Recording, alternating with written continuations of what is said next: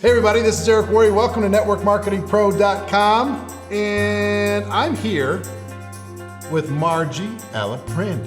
Indeed. Margie, how are you? Hi. This woman is a powerhouse. She's $1 million a year earner. She's been with one company her whole life.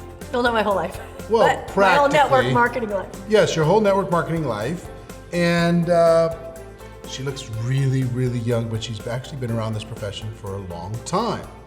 And talk to everybody, Margie. Where do you live now? San Diego and Salt Lake City. San Diego and Salt Lake City, so you kind of get to live wherever you feel like. Yeah. Yeah. All right. So Salt Lake City for business, probably. Yeah, back and forth. And San then Diego, a lot of business travel. And a lot of business travel. Prior to network marketing, what was your story? Junior high school music teacher. Really? Yes, junior high school. Where So it's those the really music bad class. bands? No. When they did the Singing. little orchestra? Singing. Oh, okay. Really bad tone deaf kids. Really bad tone deaf kids. Yeah. Junior high. Junior high school. Choir? Choir. Oh, yes, wow. and general music in one English class. Wow. So you Yeah. taught people general music. Yeah, music in general and also singing. Can you sing? I can sing. Really? Yeah. Oh man. Unprovoked. Even without a glass of wine. We might have to do a song. Might have to. So you did this for how long? Well, I taught school for a year and then got married, started having a family, stayed home with the family. And then when I found myself single, I was just weighing my options. I did not want to go back to teaching school. My kids were 5, 4, and 2. Right. I didn't want to leave them at home. So three kids, and then you kind of had a yeah, split. a hiatus. And I was doing during that time a little bit of commercials, a little bit of voice work. And so it was intermittent income, nothing consistent. Right. Wouldn't pay a house payment consistently. Right. So when did you get introduced to network marketing? It was right at that crossroads. I had just signed a teaching contract knowing I needed to go back and do something Give me a year. consistent. Huh? Give The me a year 1989. 89. 1989. So I got involved in 1988. So same era. Same genre, yeah. Wow. Yeah. You look better than I do. No, you look good. Stop it. No, you look really good. So 1989. 1989. You get introduced, and what was the pitch? What did somebody say to you? Now we don't talk about company names No, or exactly. products or anything. No, exactly. But what sparked your interest? It was a voice message on my answering machine, actually to the guy I was dating at the time, saying, "We've got this really incredible product, and wonder if you want to take a look." And he was about to delete it, but they'd said what that product was, and I'm like, "Don't delete that. Don't delete that." So we started conversations. It ended out being a product that we took to a company. And it was the product I fell in love with. That I knew I could talk to anyone, anywhere, anytime about that product. And I canceled the teaching contract. So you canceled teaching, and you decided you're going to go. Now, Yeah. did you go like full time from day one? Berserk from day one. Berserk. Yeah, full out. Really? Full out. Yeah. Okay. Well, yeah, both because I know you talk about, sometimes you're driven by desperation, sometimes you're driven by inspiration. My back was against the wall, but that can't push me. I was driven by inspiration. Like, I fully believed that every home in America was going to own this little product, and that me and my team were going to sell it, and we were like going to create multimillionaires all over the place. Really? And that So you saw me. saw a big vision right away. The vision. Now, why do you think some people don't see a huge vision like that right away? It takes them a while. Other people see it right away. Have you ever looked at that? Yeah. I think it's sometimes, and honestly, I could really, in terms of money, I could really only see, I want to make my house payment. Right. I could see that far, and then it's like, whoa, and then the money started coming. But the vision of what was possible was what got me. And I think sometimes people don't make a connection between a sense of possibility and the business vehicle. When they do, that creates an engine that is just unstoppable. Okay. So talk about that first year. Your first 90 days. What happened? It was 3 little kids, no Right. previous experience, no money, right? But the good thing I had going for me is that I made that whatever it takes decision, like just undaunted. And so what it meant, I lived in Utah at the time, if I had team members in California that said, "Come to a meeting with us," I would just jump in my car and drive. No big deal. And then when I got there, I couldn't really afford hotels, so I would sleep in hotel parking lots. And you did. You slept in your car. Yes, I did, because in the beginning, And then in the morning, I would go to a gas station with my electric curlers and put my makeup on, get dressed, and then go into these meetings. And Wow. sometimes, 7 people, I'd been promised 50. One joins. Yeah. The numbers, right? I do. But So just after, undaunted. so you're going to talk to whoever you can, right? Yes, this product was kind of one that you could strike up a conversation with anyone, anywhere, very easily. A lot of network marketing products fit that description. Yes. Yes, for sure. Yep. Yeah. So in your first 90 days, like how many people did you recruit? Any idea? Can you remember? Oh man, it's hard to remember. About? Dozens upon dozens. I mean, couple dozen? Probably more than that. Okay. Maybe 50. 50 people. Yeah, and then really building the depth, really building their And then working with teams. that group. A lot of face-to-face home meetings every night. Just getting sometimes better 2 or every 3. day, just figuring out Yeah. what you need to do. You Exactly. just were lit up on fire. Machine. Yeah. Yeah. So a young girl Yeah. going out there. Comparatively so, right? Yes. No, But I mean, yeah. seriously, a young, Well, a single a mom single also mom with all of those with 3 like, kids, Yeah. just saying, I'm not going to accept any excuses. Yeah. I'm just going to go do it. Yeah. And I'm not going to depend on a man to take care of me. Right. I'm going to do it myself. Was that Right. important to you? It was, the independence.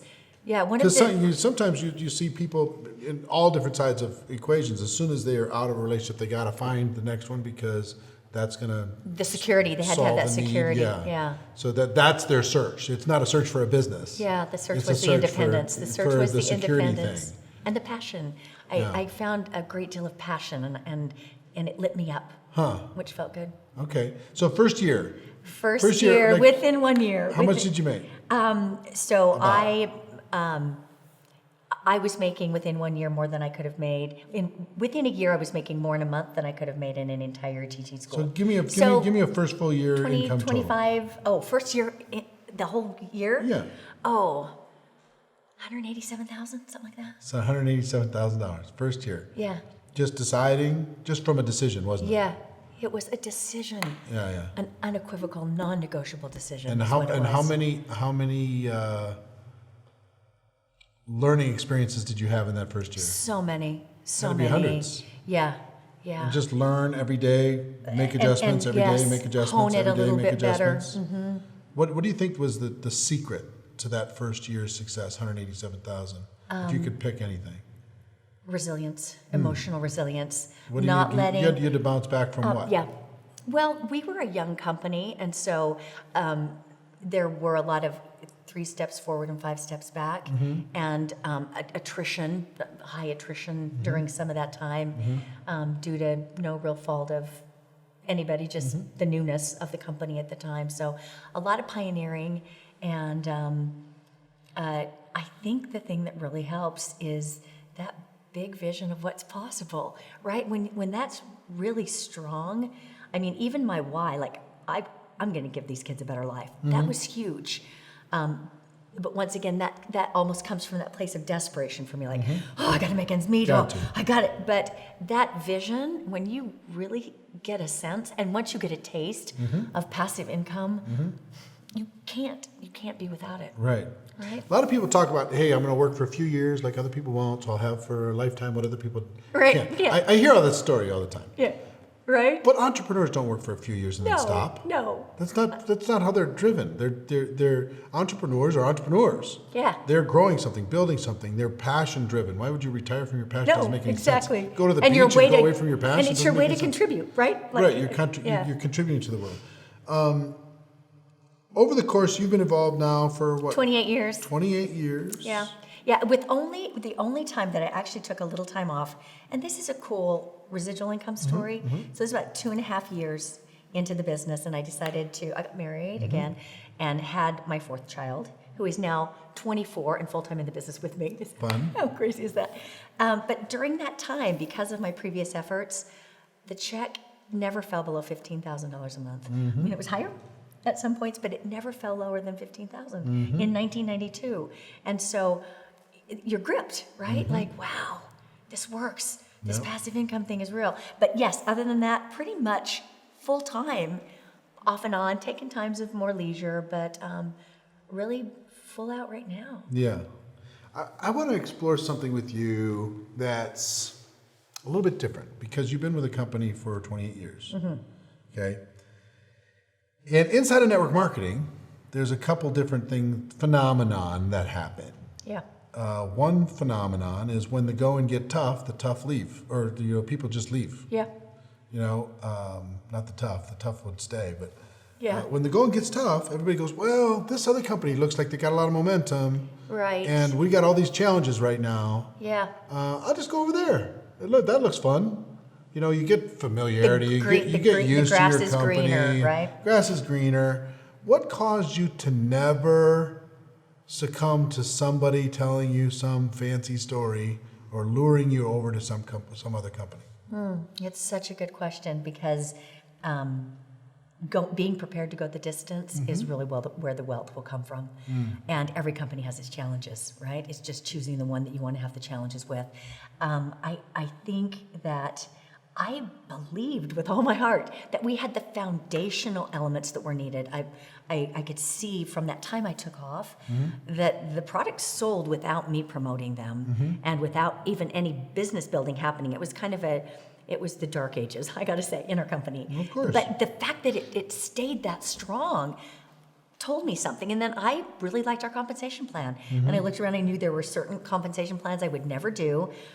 But I don't know where else I'd go. I'm not going to go to a startup. And You've been through that. And then the people, right? Like there were people that put their hand up and said yes, and I just wanted to go the distance with them. I don't know. It was probably a lot of things. How did you deal with it when you had leaders leave and go to other companies?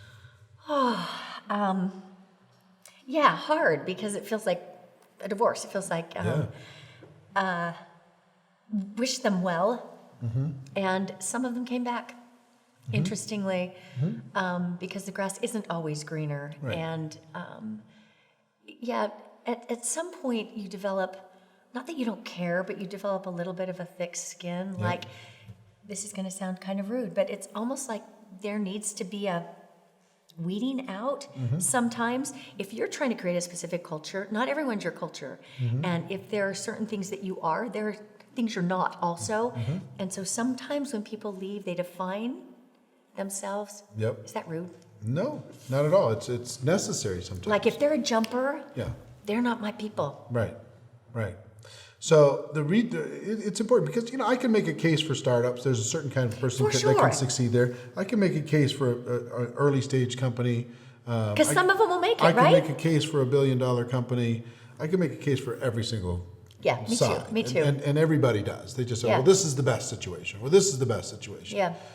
So you got to decide. But one thing I have noticed is that not every time a person joins a company, that's going to be the only company they're ever going to be with. Almost never. But when it happens, it's wonderful. Not every time.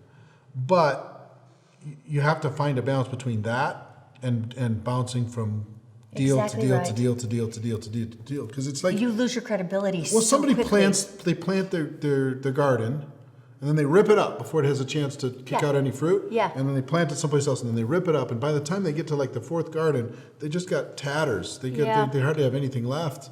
Yeah. And then they're wondering. Then they say, well, this doesn't work. Yeah. Okay, so. Sometimes people get their hearts broken. A company goes out of business, or something happens, and they find themselves in a situation where they have to find a new home. That happens. Yeah. But make sure people aren't jumpers, because I have noticed the big wealth is people who are long-termers. Who go the distance. Yeah. Make a decision. Big wealth. Yeah. Like the kind of income you've earned, the kind of income like a Jeff or Birdie's. He's at $100 million in commissions now. Right. And he's in his 50s, $100 million in commissions because he stayed. And he went through that.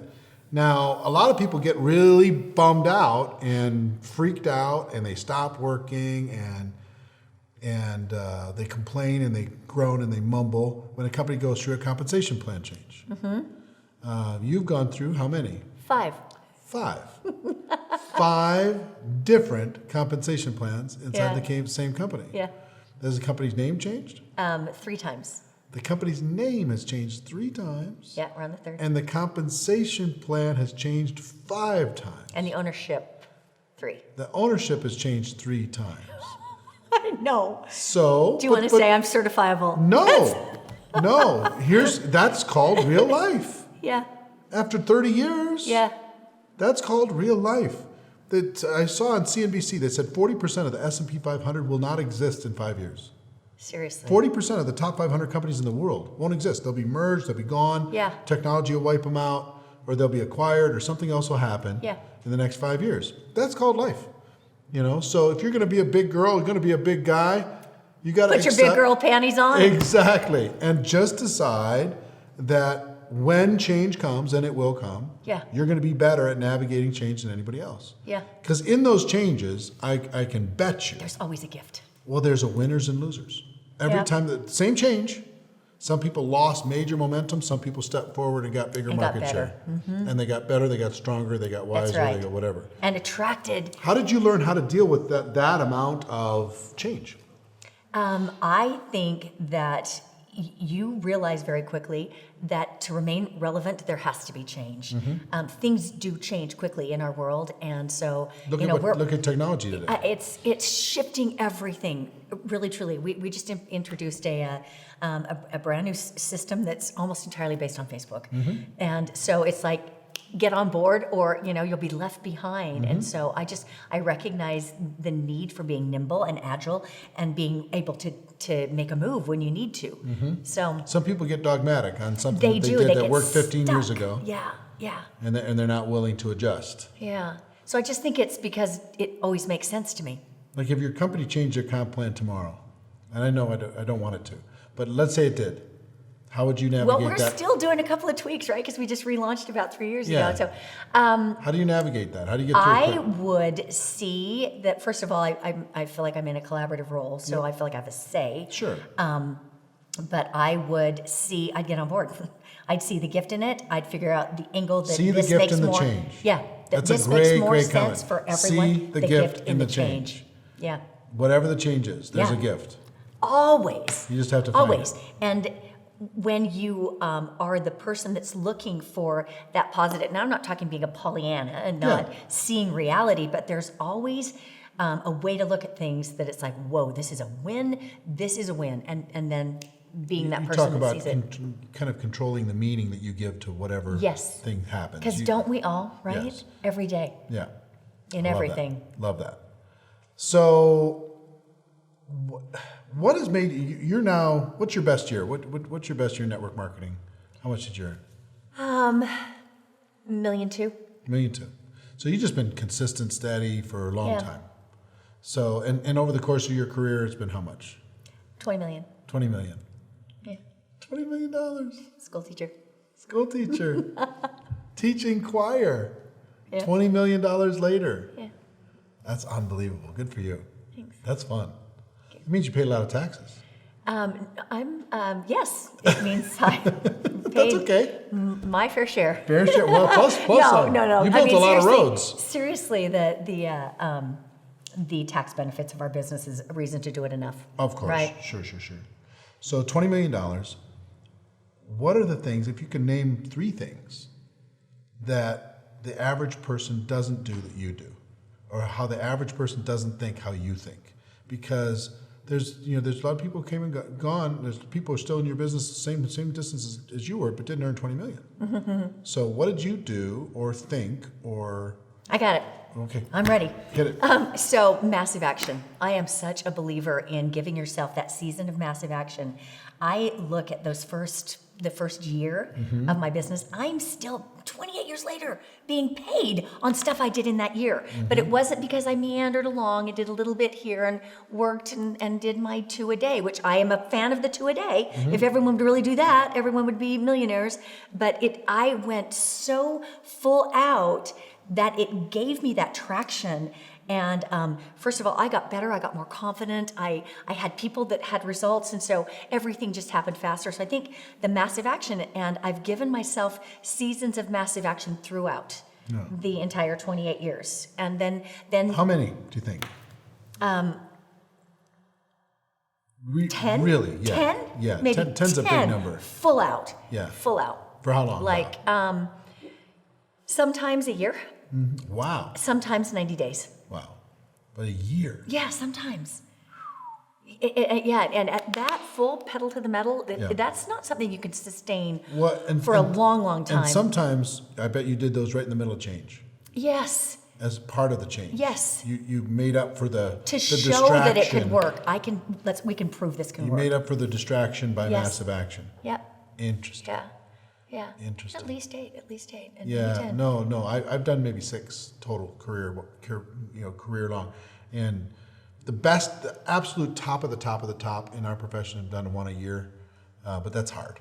Yeah, that's hard to do because it's so much. It takes so much from you. Yeah. You can't sustain it. But you'll never make more money. You take those season. Yep. You take the rest of the 28 years. Yep. And that season versus the rest, it's 90% of your income came from that season. Right. It's exactly the rest right. of it was just support and hanging out. Yeah. You know. So that would be the do piece, and then I think that people are just so quick to pull the plug. You said it a minute ago. They plant and then they pull up their roots. They plant and then they pull up their roots. And I think that the way that I think is I really do know that there is a sowing season and a reaping season, and they're not in the same season. I know that. I've experienced it by planting seeds, tons of them, and then having, a giant business occurring in Eurasia that I never would have dreamt was going to happen. So you never know where it's going to come from, right? But when you've lived it a few times, that belief that that your job is to keep moving and planting, and if you do, the harvest comes. When you know that, you just behave differently. You can go without seeing a result. People can fall away. It's all good. It's all good. Not everybody's going to be successful. Yeah. And that's not your responsibility. That's exactly right. You're going to give everybody a chance. And right, let them find and their love way. them, and do your best to push them and pull them, and then just finally let them be. Yeah. Yeah. Question I love to ask, just because I think it's interesting to see the struggle part of our business sometimes for the belief, the brand new person, whoever's watching this. Yeah. Think of a bad day. Go back in the last 25 years, whatever, 28 years. Think of like the worst day. In 25 years? And just something has to come Or something to mind. recent. I have several come to mind. Just saying. If it's 1 or 2, Okay. what I'd like to hear is what happened. Okay. And then what did you do about it? So, a couple, and they were early, and there Sure, have even been some recent, right? There's been some recent, but the first time that the company, first of all, the product that we loved. It was actually a nail gel product. It doesn't exist anymore, so I can actually say it. Yeah, sure. There's no competition. It was a nail gel product. We don't sell it anymore. But it started, it created one ingredient, because we brought the product in from this guy that introduced it to us. It had a little irritation factor. So I actually had diamonds, and their fingers started getting broken out a little bit. Yeah, they were hiding their hands in meetings. It was horrible because it was our flagship product and we'd build everything around it, right? So, tuck and weave, we got to bring in some other products. We got to take that one off. You got to reformulate that one. But it's just that ability to move, quick. to adapt when you need to. Adapt quick and take big action. Yep. The next one was when the company changed its name the first time. They also made everybody sign a new application for some personal legal reasons for themselves. And what happened is that my team went from 20,000 to 10, only 10. We're going to come back again. It was it was enough of a challenging time and it's just whoa. I almost feel like I'm starting from scratch. Really, in those first few years, almost from scratch a few times, because it was pioneering. And what'd you do about it? I kept moving. Yeah. I just kept moving. Interesting. Yeah. Give me a recent one. So a recent one, I remember this day. So there are a few people that, kind of my main people that I'm running with right now, and invest a little in them personally, and then another guy that's opening a whole new market for us. And in a single day, I heard, and I was someplace foreign. I can't remember. I could do nothing about it. That this one was leaving, that, this one was not going to show up at an event. They were really planning on him being there. And it was just, it was that feeling of Everybody's letting you down. betrayal. Like, Yes. oh my gosh, is my judgment that poor at this stage? And yeah, it was a really rough day. And what did I do with it? I set it aside and focused on what I had to do in the moment, because I knew I'd get the story, and right then I had only conjecture and only a little information from a few people. I had the real story, so I couldn't manage it at that point anyway. So I just sort of drove on at the time and waited until I could get the full story, because I can manage anything when I know what's real, Right. when I know it's true. But Yeah. it played oh man. How long? I went places in my head that were very frustrating. How long did it bother you? 4 hours. Yeah. That's long. I want everybody That was to long. understand. I understand. grappled with this. Some people, that'll knock them out of the business. Some people, it'll knock them out for 6 months. Some people will knock them out for 3 months. Some people knock them out for a month. Some people it's a week. Some people it's a day. For a leader, it's 4 hours, Feel and that that's a big one. Agonizing. And a lot of these you'll release in 5 minutes. Oh yeah, You'll be yeah. upset for a minute, and then 5 minutes later you forgot it. got this. Yeah. But a 4-hour one, that's like yeah. a big one. Yeah. And that's different than the average person. They'll let something bother them for a year. Maybe. They'll just keep replaying it. It'll become part of their story. They'll tell everybody about it. Yeah. It becomes part of every cocktail conversation at everything. They just won't stop. Yeah, right? no, I got it. You know what I mean? Yeah. Who wants just it? like, nope. You don't even want it to come out of your mouth one time. Yeah. Because then you give more life to it, right? Right. Like, no, That's I mean, awesome. it was, and part of it was happening in my daughter's team, and I thought, I'm not even telling her. I'm not telling her. And I guess that also made me feel like, we gotta get this worked out. Yeah, 'cause because it's I take more personal. responsibility Sure, it's for her personal. than even my own self. So. Nice. Well, you know this audience, right? Yeah. The Network Marketing Pro audience. Oh, These people God. want this bad. Yeah. They want what you have. This is you're an example of the dream. You're the fairy tale. You're the princess who has the castle and the whole thing. So what I'd like you to do is I'd like you to look into that camera right over there, and just have a conversation with them, just face to face, and just offer them some advice. Whatever you'd want to say to them. If you're sitting in the living room with them and they're just wondering, hey, is this for me? If this is for real, what would you have to say to them? Well, first of all, it is for real. And I guess if it was just you and me sitting across the table from each other, I would say you're enough. You have what it takes without learning one more thing. The biggest gap that's probably happening is you're not putting in enough action.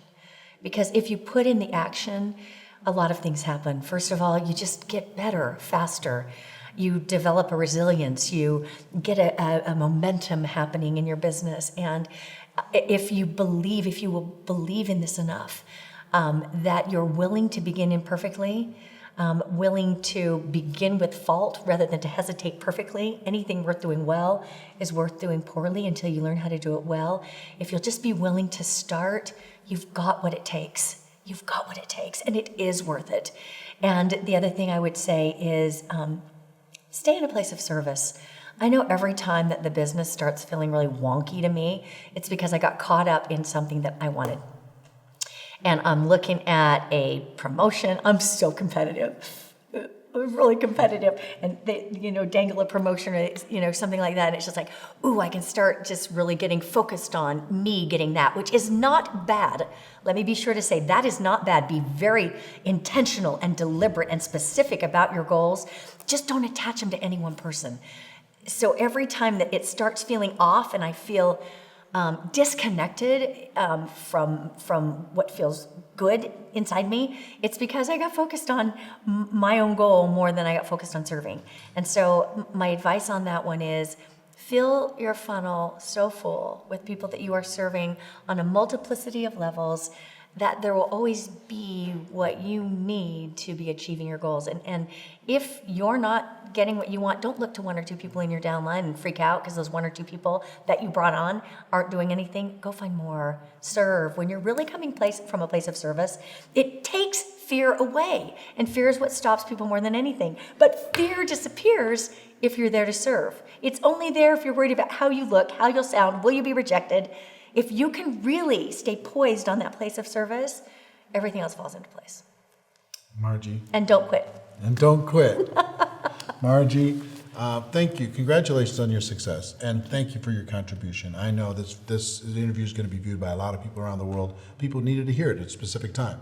And if you're watching and you've got value, my suggestion to you is like it, comment, tag your team, share it with other people. Let people see this, especially those that you think would get value from it. As we share these ideas with each other, that's the idea. That's why we do this. We do this for free as a contribution, as a service to the profession that we love. Pay it forward, okay? So ladies and gentlemen, on behalf of this powerhouse woman, our wish for you is that you decide to become a network marketing professional. You decide to go pro, because it is a stone cold fact that we do have a better way. Now let's go tell the world. Everybody have a great day, have a great week, and we'll see you next time. Take care, bye-bye.